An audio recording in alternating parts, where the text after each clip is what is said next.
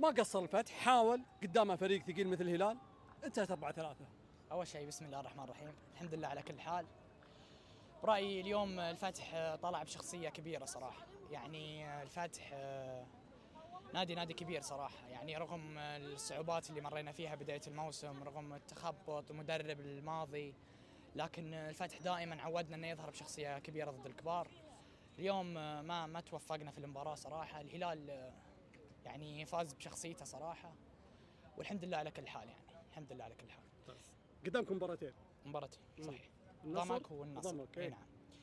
لا ان شاء الله باذن الله، مباراتين صعبه صراحه. ضمك ينافسنا، والنصر مع يعني نادي النصر يحتاج الفوز عشان المركز المؤهل.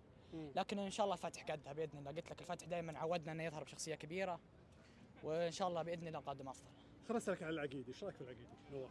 والله رقم الأربعة. والله حارس كبير صراحه. يعني العقيدي بعد الله، اذا ان شاء الله الفتح جلس في دوري روشن، ان شاء الله العقيدي بيكون بعد الله السبب الاول باذن الله بعد كوميز.